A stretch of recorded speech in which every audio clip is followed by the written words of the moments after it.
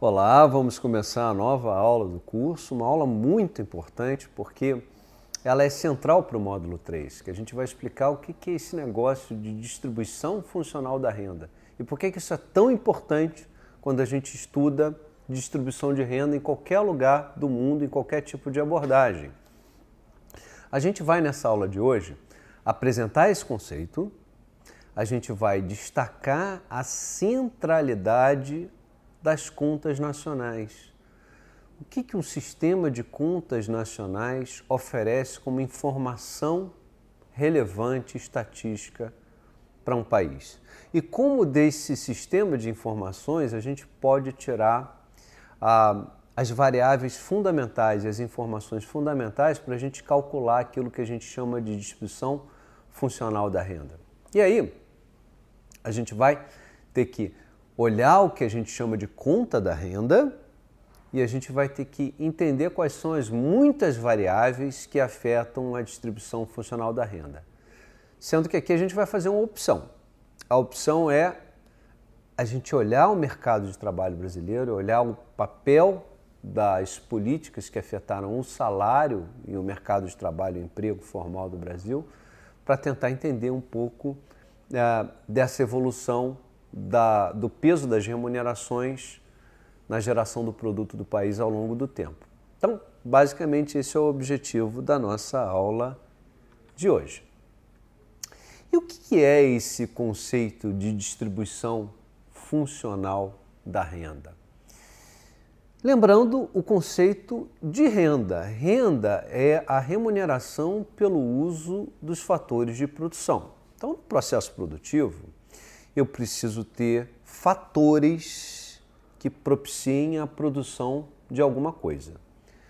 Como é que eu produzo alguma coisa? Eu vou produzir se eu tiver mão de obra, trabalho, se eu tiver terra, ou eu tiver uma unidade física de alguma coisa, em que eu vou ter que, ao usar essa estrutura de terra ou de unidade física, gerar um aluguel, o trabalho vai gerar uma renda chamada salário, e eu preciso de capital, preciso de dinheiro emprestado, preciso de comprar máquinas e equipamentos. Então eu vou gerar juros, lucros, todos esses fluxos a gente chama de renda. Renda é remuneração pelo uso dos fatores de produção. Nas contas nacionais a gente consegue visualizar a geração da renda no país. E a distribuição funcional da renda ela vai mostrar como essa renda é repartida na mão do trabalhador, do dono da terra, do capitalista, produtivo, financeiro. Quem é que fica? Do autônomo. Como é que o autônomo apropria a renda? Então, a ideia de distribuição funcional é justamente usar essa ideia de função, a função produtiva, a função dos agentes econômicos e como é que se divide por todos os agentes econômicos da economia. Então, a gente vai centrar a nossa análise aqui na geração e no uso dos rendimentos do trabalho e do capital. Como é que a gente obtém a distribuição funcional da renda? Eu já mencionei aqui a importância das contas nacionais. Existe um sistema estatístico que fala da geração do produto do país, que automaticamente fala da geração da renda do país. Então a gente vai olhar para esse sistema. Em cada país você tem a mesma metodologia utilizada nos Estados Unidos, na China, na Argentina, no Brasil, Guiné-Bissau. Por quê? Porque a gente obedece ao que a gente chama de uma metodologia internacional para comparabilidade entre os países. Então, a metodologia é a mesma. Tá? O que no máximo vai mudar é o grau de abertura dos dados, ou o número de atividades econômicas envolvidas, mas a ideia de como se calcula é a mesma. Então, a gente utiliza esse sistema de contas nacionais como uma base para a gente olhar essa distribuição funcional da renda. Naturalmente, que o ideal seria que a gente tivesse uma série muito longa para analisar esses dados. Mas isso é um problema, porque de tempos em tempos todos os países do mundo fazem atualizações das suas bases. Então elas não são exatamente bases que dialogam entre si. Vou dar um exemplo. A gente ficou muito tempo no Brasil com uma base de 1985. Ela foi atualizada para o ano 2000. Depois do ano 2000, a base foi atualizada para 2010. Então você não tem, na verdade, uma coerência de atividades econômicas nesse período todo. E nem uma coerência 100% metodológica. Então isso é uma limitação do uso da distribuição funcional da renda. Então, geralmente o que a gente faz é recortar nesse espaço em que a metodologia é igual e tentar fazer o que a gente chama de retrapolação de dados por meio de alguns artifícios estatísticos. Como é que é essa discussão da distribuição funcional da renda no circuito econômico? E aí, basicamente, a gente vai ver, e a gente vai ter uma aula em que eu vou mostrar isso para vocês, eu vou abrir um pouco dos dados do IBGE, tanto da conta econômica integrada como da tabela de recursos de uso. Eu vou mostrar para vocês como é que a renda ela é gerada e ela é distribuída no sistema econômico. Então, basicamente, a gente tem o que a gente chama de distribuição primária da renda, que é como que a gente capta o total das remunerações do pessoal assalariado. Então, para a nossa discussão aqui, vai ser muito importante a gente dividir, por exemplo, o emprego formal, que vai estar captado nas remunerações, e o emprego informal, que vai estar captado nos autônomos. E a gente vai ver também a diferença, que a gente vai chamar de excedente operacional, que vai cair nas mãos dos capitalistas, os donos do dinheiro, por meio de juros, da terra, por meio de aluguel, ou do sistema produtivo, que são os lucros dos capitalistas. A gente vai ver que esse é o pedaço chamado excedente operacional bruto. A parcela que cabe aos autônomos a gente chama de rendimento misto bruto. Então, quando aparecer essas categorias, remunerações, excedente operacional bruto e rendimento misto bruto, a gente está falando, então, as parcelas que cabem aos trabalhadores, formais e informais, aos capitalistas, e a parcela que cabe ao governo a gente vai chamar de impostos sobre a produção e importação. Então, basicamente, isso que eu acabei de dizer está contemplado nesse slide agora. Basicamente, a gente está falando que a gente tem 4 categorias com as quais a gente vai ter que trabalhar aqui. Remunerações, excedente operacional bruto, que vai ser o quanto o capitalista financeiro e produtivo vai apropriar, rendimento misto bruto, aquilo que o autônomo apropria, e imposto líquido sobre produção e importação, que é o quanto o governo apropria do sistema econômico. Tá? E nessa tabela a gente consegue captar isso, a tabela dos componentes do PIB sob a ótica da renda. Perceba bem que aqui a gente tem remuneração dos empregados dividida em ordenados de salários e contribuições sociais dos empregadores. Aqui a parcela formalizada está sendo captada. A parcela informal está lá embaixo, no rendimento misto bruto. A parcela que cabe ao governo são esses impostos sobre a produção e importação. Né? Você tem os impostos líquidos sobre a produção e importação, porque são os impostos deduzidos dos subsídios. Né? Cada vez mais você tem menos subsídios na economia, mas existem subsídios à produção e a produtos.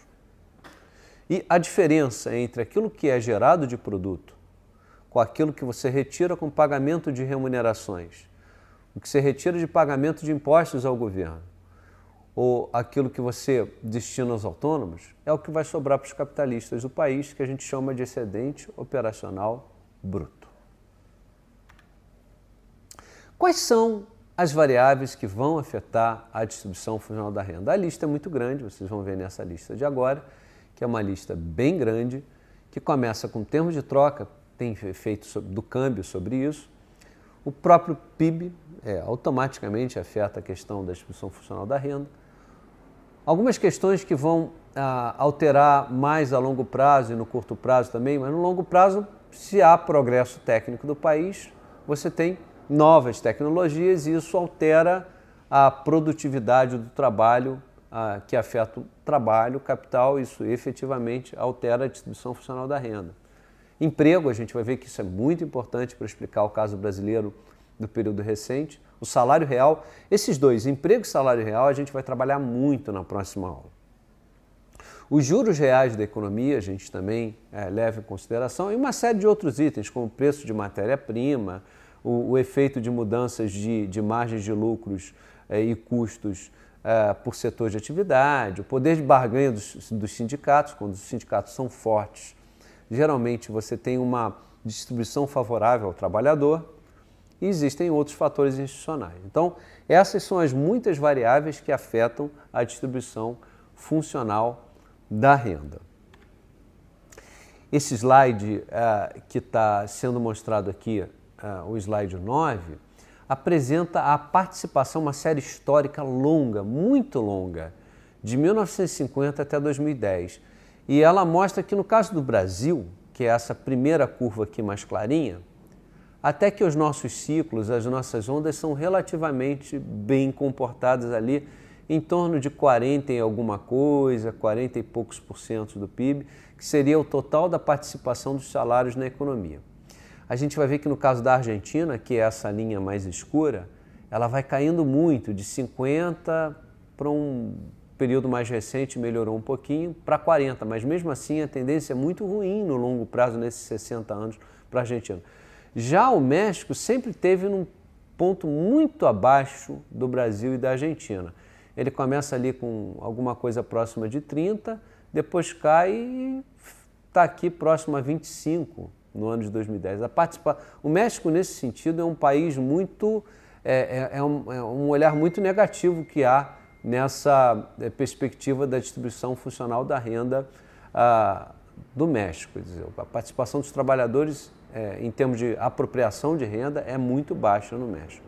No Brasil, a gente manteve aí uma coerência em torno de 40% a 45% ao longo desses 60 anos. Por outro lado, no período mais recente, e isso é o que o slide 10 mostra para a gente tem uma recuperação muito forte a partir de 2004. Se vocês olham aqui a referência aqui na curvinha vermelha, cuja referência é as contas nacionais de 2010, a gente tem um aumento da participação do salário do PIB, que vai aqui de um pouco mais de 30% e vai crescendo fortemente até chegar a esse número bastante grande aqui, com uma tendência de ganho muito forte no período recente de 2004 a 2014.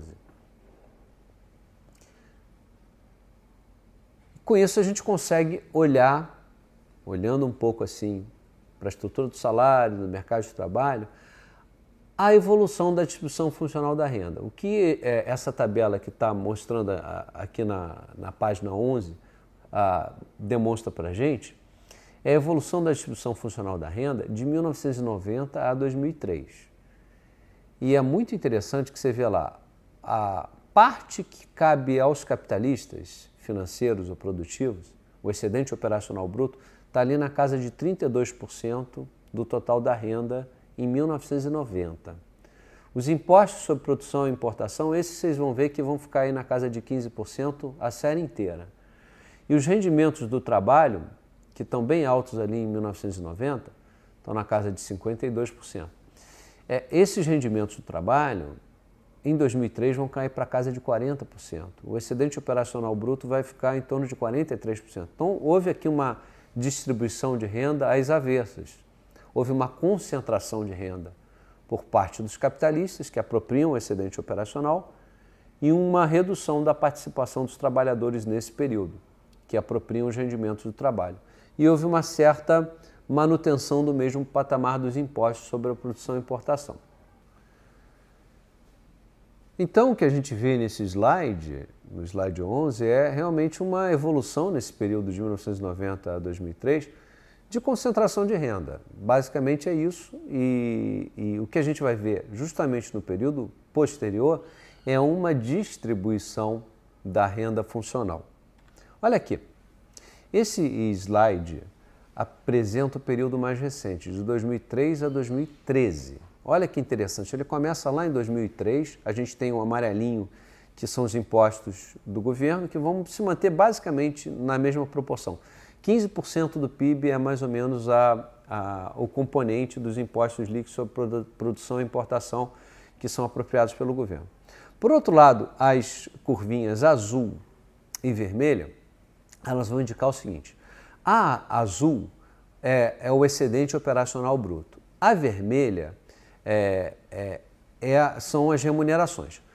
Só lembrando o seguinte, nesse slide aqui, a azul é o excedente operacional bruto mais os rendimentos mistos brutos, que são os rendimentos dos autônomos. O que a gente consegue tirar de informação aqui e de riqueza analítica é o seguinte: o que está em azul vai cair em participação de 46% do PIB para 40,9% nesses 10 anos de análise. E o que está acontecendo aqui? Está acontecendo um movimento que é exatamente o contrário. Vocês percebem que, da mesma forma que cresce o vermelhinho de 38 para 43, está caindo o azulzinho de 46 para 40. É mais ou menos um mecanismo de compensação, uma vez que o amarelo está mantido praticamente no mesmo patamar. O que está acontecendo aqui pode ter uma dupla natureza. A gente tem a melhora relativa das remunerações, por causa da política do salário mínimo, que a gente vai ver na próxima aula, mas também tem um outro efeito, que é a troca do que é informal para o formal, que é o aumento da formalização na economia brasileira. E aí você reduz o peso do rendimento misto bruto, porque são os autônomos, você está reduzindo, você está formalizando, e você aumenta os assalariados. Portanto, melhora a condição da linha vermelhinha ali, que são as remunerações formais. Então, existem visões, como a do professor João Saboia, favoráveis a que houve uma distribuição funcional da renda em função da política de salário mínimo. Por outro lado, o professor Reinaldo Gonçalves vai dizer que foi só uma mudança de composição. Saiu do autônomo e foi para o mercado formal. Eu diria que, na verdade, as duas visões têm as suas explicações plausíveis. E eu costumo fazer parte de uma terceira visão de que, na verdade, houve uma combinação das duas coisas acontecendo. Mas isso aí é o debate sobre a distribuição funcional da renda no Brasil. Tá? Aqui fica mais ou menos a dica do que virá pela frente nas entrevistas. E para finalizar essa aula de hoje, eu queria só mostrar, numa análise comparativa, como é que a gente está muito lá atrás ainda em relação à participação dos nossos rendimentos na geração do produto da economia. Quer dizer, o Brasil ele está lá numa série de comparação com países da OCDE, que são os países mais desenvolvidos. Tem um grupo lá dos BRICS no meio desses países da OCDE, e a gente vê que dos países que estão ali na condição menos favorável, 28%, 29%, Índia e México. Ou seja, a gente está falando que, em relação a toda a geração do PIB do país, só 28%, 29% tem participação das remunerações. Quando a gente vai lá para o país mais forte nesse quesito, a gente vai ver a Suíça, com quase 61% do peso das remunerações. A gente consegue entender um pouco por que um professor de ensino básico da Suíça ganha 10 vezes mais do que o professor de ensino básico no Brasil, né? É apenas um professor de ensino básico, de educação básica. Mas ele ganha muito bem. Qualquer trabalhador na Suíça vai ganhar bem. É um país com poder de compra muito alto, é um país com custo de vida muito alto, mas que pacificou entre a sua população essa noção de que todos devem ganhar bem.